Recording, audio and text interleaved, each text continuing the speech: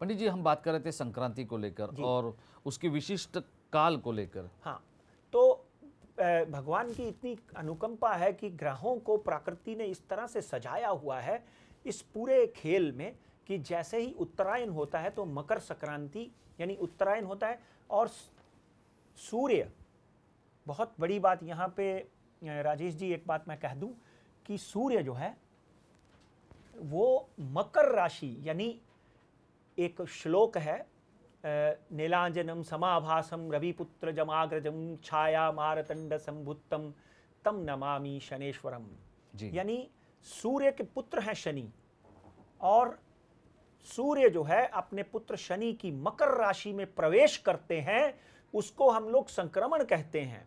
क्योंकि कहीं ना कहीं पिता पुत्र में आपस में दुविधा है, आपस में उनकी बहुत ज़्यादा तालमेल नहीं है। कहीं ना कहीं जब आप किसी दुश्मन की राशि में या आप किसी दुश्मन के बॉर्डर में जी एंट्री करते हो तो डेफिनेटली आप उसको संक्रमण कहते हो। तो सूर्य का मकर राशि शनि की राशि में संक्रमण करना बहुत अच्छा नहीं माना जाता, मगर उत्तरायण के कारण उसको अच्छा भी माना जाता है।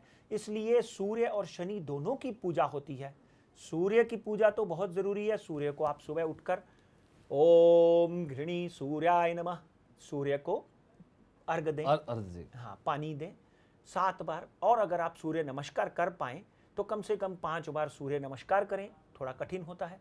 उसके बाद शाम के समय 7:30-8 बजे जैसे ही सूर्य अस्त हो जाते हैं, ढिल जाते हैं, तो शनि की पूजा करनी चाहिए। क्योंकि शनि के घर में सूर्य आकर जब मॉनिटर बनकर, बॉस बनकर बैठ जाता है तो डेफिनेटली जो लोग सूर्य की राशि से प्रभावित हैं, सूर्य की राशि कौन सी राशि है वो? जैसे कि सूर्य की राशि अगर देखेंगे तो सिंह राशि है सूर्य की राशि। जी हाँ, तो पंडित जी आप ये कह रहे थे कि जी, मकर संक्रांति की जब बात करते हैं तो सूर्य का प्रभाव किन राशियों पर होता है? सूर्य जो है, एक बार फिर दर्शकों के लिए मैं ये बात कहना चाहता हूं, सूर्य जब मकर राशि शनि की राशि में संक्रमण करता है, संक्रमण का मतलब संक्रांति शुरू हो गई, तो संक्रांति शुरू हो जाती है। 1.5 दिन का ये मुहूर्त है।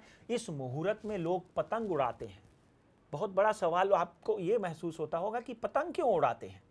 जी, इसमें पतंग इसलिए उड़ाते हैं कि राजेश जी, कि आज के दिन से नई फुहार शुरू होती है। आज के दिन से वसंत का कहीं ना कहीं आगमन भी शुरू होता है। बल्कि वसंत पंचमी फरवरी में आएगी, मगर वसंत का आगमन आज से शुरू हो जाता है। बर्फ ढलने लग जाती है, प्रकृति में एक नई पोंकलें खिलनी शुरू हो सकती हैं अगले 1 से 1.5 महीने के अंदर अंदर।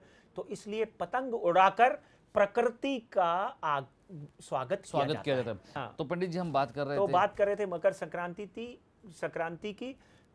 मकर राशि में सूर्य जो है वो प्रवेश कर जाते हैं, उसकी वजह से संक्रमण होता है। यहां तक बात करते हैं मकर संक्रांति की।